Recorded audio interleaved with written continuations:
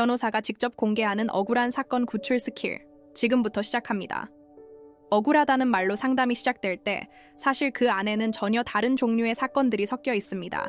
이게 형사사건인지 민사사건인지 아니면 둘이 복잡하게 얽혀 있는지부터 가려내지 않으면 아무리 억울해도 출발선에조차 서지 못하는 경우가 많습니다. 그래서 저는 상담할 때 사연의 감정보다 시간을 가장 먼저 봅니다. 언제 어떤 일이 있었고 그 시점에 무엇을 했고 하지 않았는지 이미 놓쳐버린 기회는 무엇인지부터 하나씩 짚어나가죠. 겉보기엔 단순한 오해 같아도 기록을 따라가다 보면 방향이 완전히 바뀌는 경우가 정말 많거든요. 참 재밌는 게 대부분의 억울함은 사실관계가 아니라 절차에서 생겨납니다. 특히 형사사건에서는 경찰 조사 단계가 첫 번째 갈림길입니다. 여기서 한 진술 한 줄이 나중에 재판 전체를 끌고 가는 구조라서 저는 조사 전에 사건을 잘게 쪼개서 봅니다. 절도, 성범죄, 보험사기 등 사건의 종류에 따라 다퉈야 할 쟁점과 대응 우선순위가 전혀 달라지거든요. 무조건 부인부터 할 일도, 무조건 반성부터 할 일도 아닙니다. 조사에 들어가기 전에 어디까지 책임지고 재판까지 가면 어떤 그림이 나올지 미리 그려놓고 움직이는 거죠.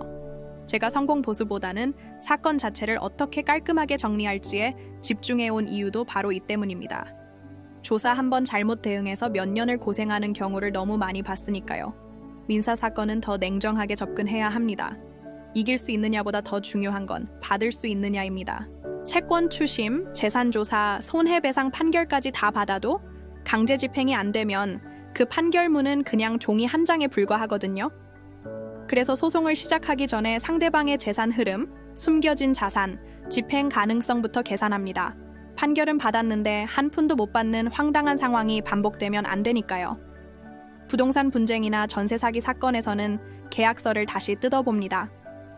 제가 공인중개사 자격도 가지고 있어서 계약 구조와 권리관계를 함께 보는데 법 조항만으로는 설명이 안 되는 부분이 반드시 튀어나옵니다. 계약서 한 줄이 수천만 원의 향방을 바꾸는 경우가 정말 비일비재하죠. 가사 사건은 속도가 아니라 설계입니다. 이혼, 재산 분할, 양육권 같은 문제들은 한번 결정되면 오래 이어지기 때문에 감정적으로 밀어붙이면 반드시 후폭풍이 옵니다. 당장의 분노보다 몇 년 뒤 다시 분쟁이 생길 가능성을 먼저 생각하고 다투지 않도록 구조를 만드는 데 집중합니다. 결국 억울한 사건을 구출하는 기술은 화려한 말이 아니라 사건을 어떻게 분류하고 어디부터 손대야 하는지를 아는 데서 나옵니다. 형사, 민사, 가사, 부동산, 행정사건을 이렇게 종합적으로 다루는 곳이 바로 법률사무소 아신이라는 점만 기억해 주시면 충분합니다. 변호사 상담이 필요하시면 영상 설명란을 참고해 주세요. 구독과 좋아요는 더 좋은 콘텐츠를 만드는 데 큰 힘이 됩니다. 감사합니다.